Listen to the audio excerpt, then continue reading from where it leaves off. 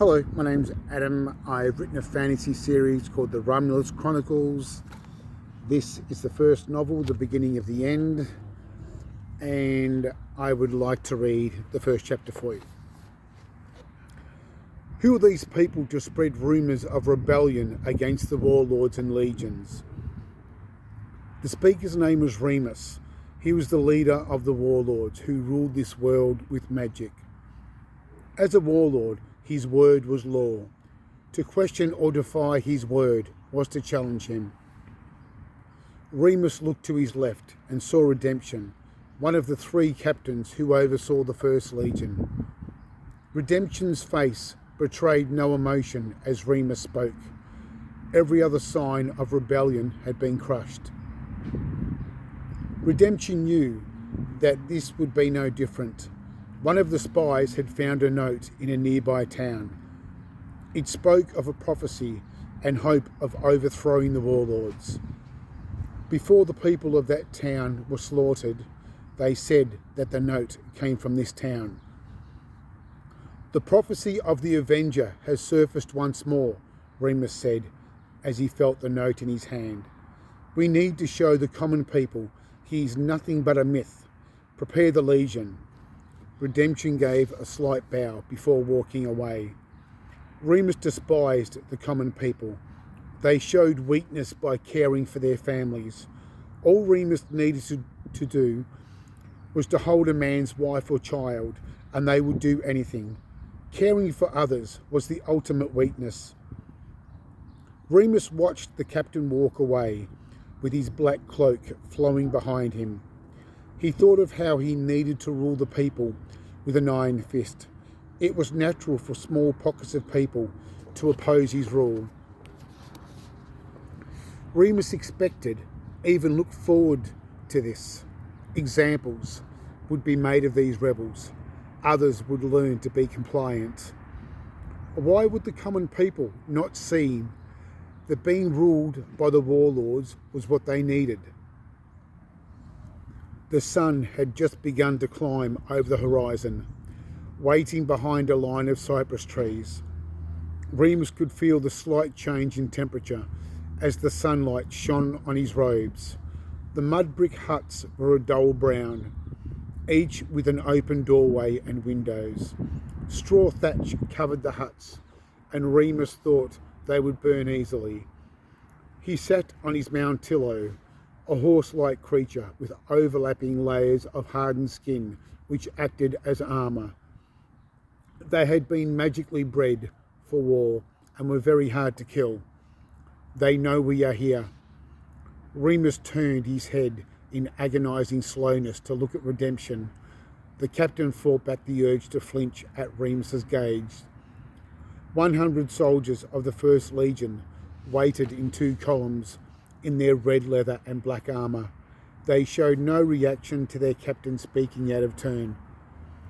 Remus inhaled slowly while opening his robe to show a red breastplate covered in magical symbols.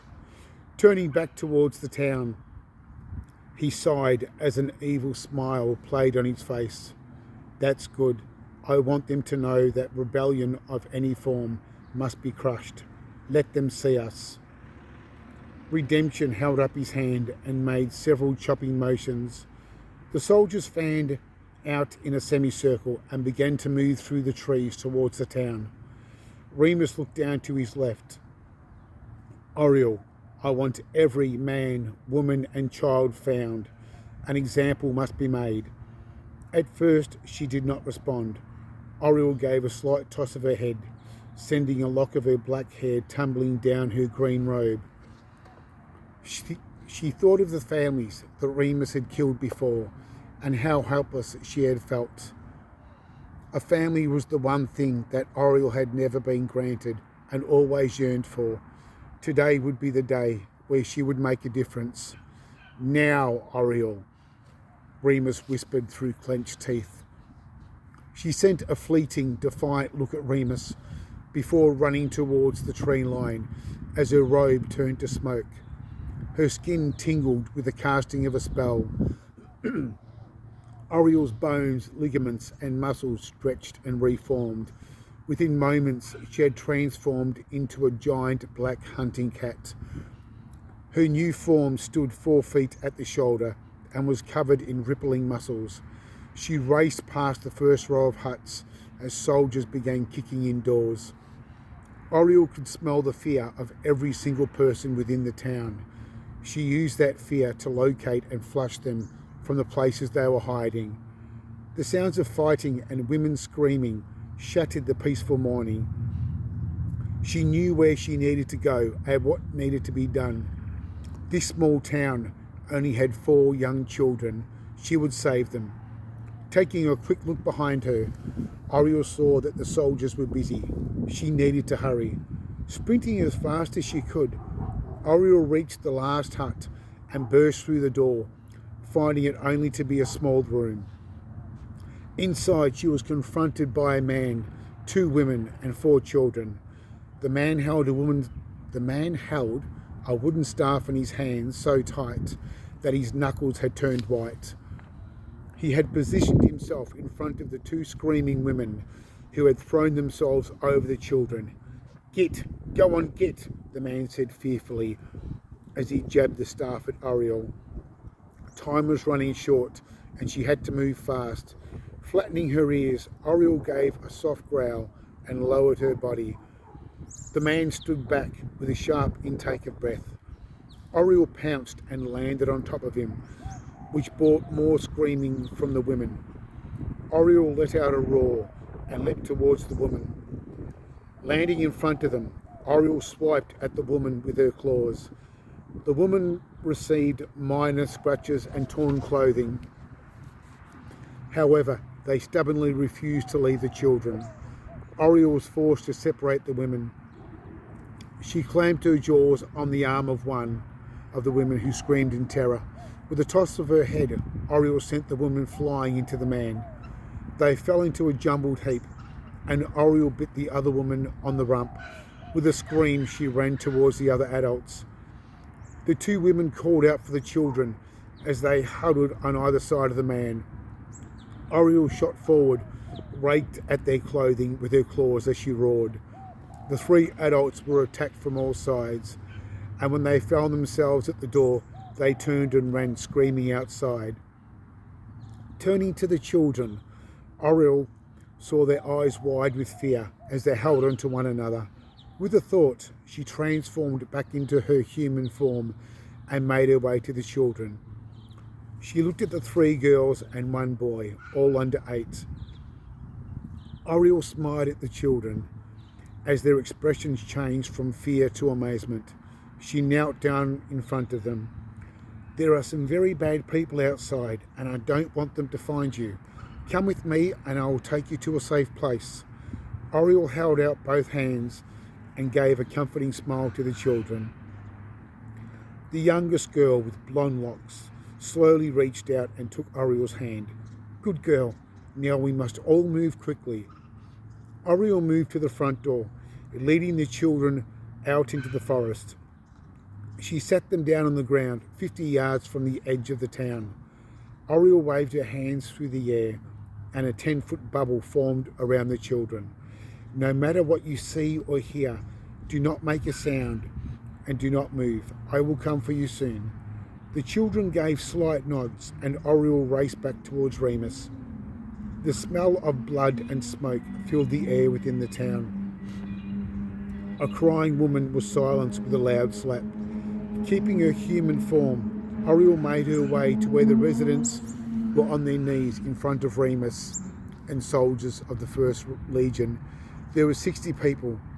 She slowly walked by the prisoners, who softly begged for mercy, and took her place next to Remus. Unfolding a sheet of paper, Remus held it out before him and spoke softly as he read from it. "The time of the Avenger is almost upon us. Soon our days of living under the warlord's tyranny will come to an end. The Avenger is coming, brothers and sisters. He will bring our freedom." He looked up from the piece of paper and cocked his head to the side as if in deep thought. Someone from this town had been passing this message to others. Oriel, Are they all accounted for? He asked softly. Yes. The Avenger, Remus exploded as he stepped forward, crushing the paper in his fist. The Avenger is just a myth, spread by rebels to give hope of an uprising against the warlords. An example must be made. Lowering his voice, Remus said, all of them. With slight hand gestures, Redemption sent the soldiers into the crowd. Men and women screamed as they were forced to stand in front of the huts. Oriole turned her head, knowing what was to come. She had witnessed Remus's fury countless times before, but this time it would be different. There would be no mass crucifixions. This time, Remus would send a more ominous message. No, my child, you must watch, Remus said, as he gently held her chin and turned her face towards the people. Lengths of chain were laid in front of the townspeople. Each person had a collar placed around their neck, and it was attached to the chain in front of them. When the soldiers were finished, the chains were wrapped around the huts. 5 huts had people chained together, facing outward. It had become deathly quiet, except for the shallow breathing of the prisoners and the soft rattle of the chains. Burn it all, Remus ordered. As the soldiers pulled torches from their packs and began lighting them with flints, the prisoners realised their fate and began to pull on the chains while screaming for mercy.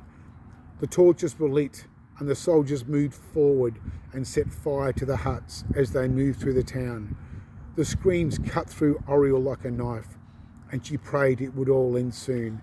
To turn away would mean dealing with Remus's fury. Looking at the huts, Oriole saw something that made her heart stop.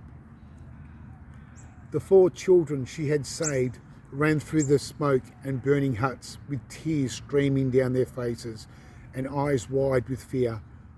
Remus stiffened when he saw them and gazed questioningly at Oriole. She looked away. In that split second, he knew that Oriole had hidden them. The soldiers caught the children, and Remus gave the signal for them to be thrown into the fires with the screaming prisoners. Looking down at Oriole, Remus said, "You dare?" Oriole vanished with the sound of a pop. "Where did she go?" Redemption asked. "The only place she knows. Ready the soldiers. I need to teach Oriole obedience."